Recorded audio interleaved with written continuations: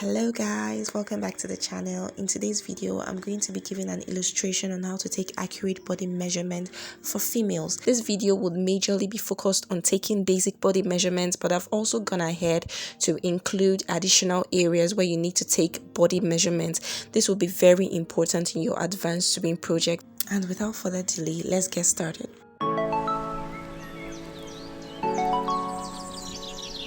And we're going to be taking this measurement in 3 dimensions: the circumferential dimension, the horizontal dimension, and the vertical dimension. So we begin by taking our bust circumference. You pass the tape around the fullest part of your bust and you mark the value. You can put a finger in between to create room for a little allowance. Also ensure the tape is placed evenly, making sure that your tape isn't slack or drooping while you do so. Would proceed to take our waist circumference. Usually the waist is the narrowest part of the human trunk in most people. However, different body types exist. If you're confused on what part is your waist, you can go up from your belly button by 2 or 3 inches. Or you can take a pose by bending to the side. The part of the body that creases while you do so would be your waist region. I would also take the circumference around the lower waist. Although this isn't a key area to take body measurement on, but some sewing projects may require that you take the circumference around this region.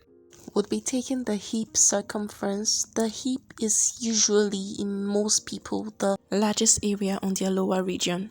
Bear in mind that may not always be the case. Place the tape around the fullest sections of your butt.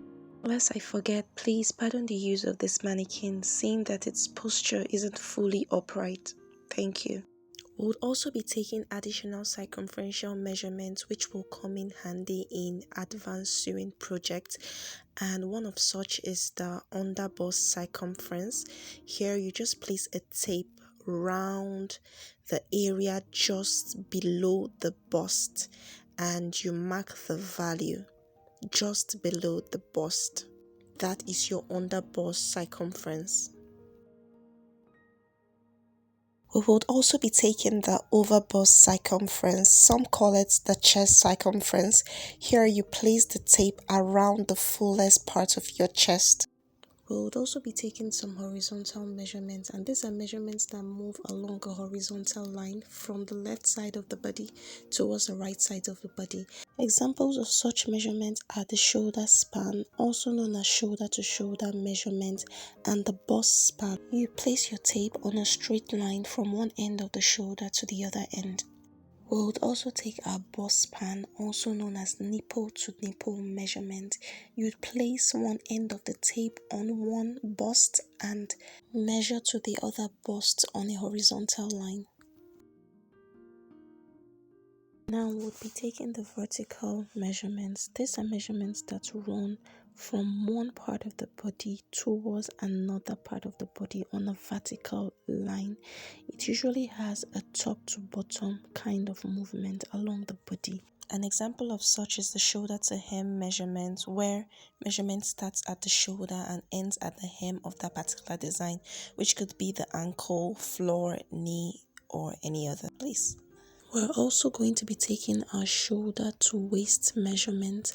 Ensure that your tape follows the natural body contour, touches the under bust before going down to the waist. Please note that the shoulder to waist measurement on the front part of the body is usually higher with few inches than that of the back.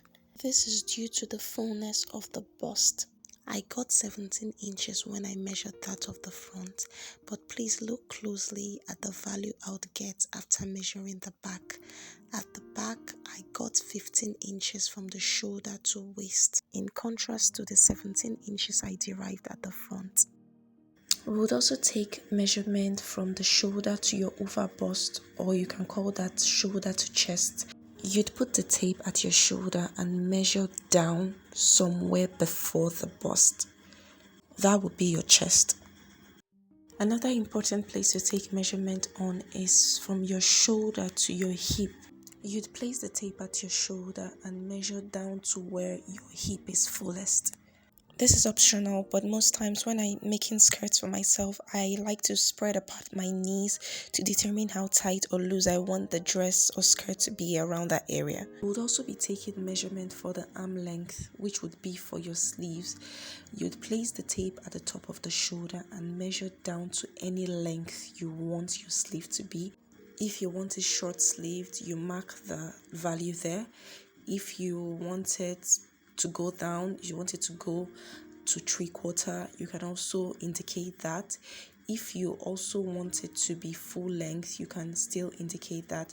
We'll also be taking the circumference of our arm, also known as the arm width. This will determine how tight or loose your sleeve would be. So you just place the tape around your arm and you mark the value. You would also take your wrist circumference. You can place it this way if you're working with a stretchy fabric. However, if you're working with a fabric that's not so stretchy, you can pretend to pull the tape off your wrist to check if the wrist will be able to come out from the cuffs. So with this, we've come to the end of the video. Personally, I think I was rather fast with the illustration, but if there's any area you would like to get clarity on, please let me know in the comment section and I may be doing another video to clarify that.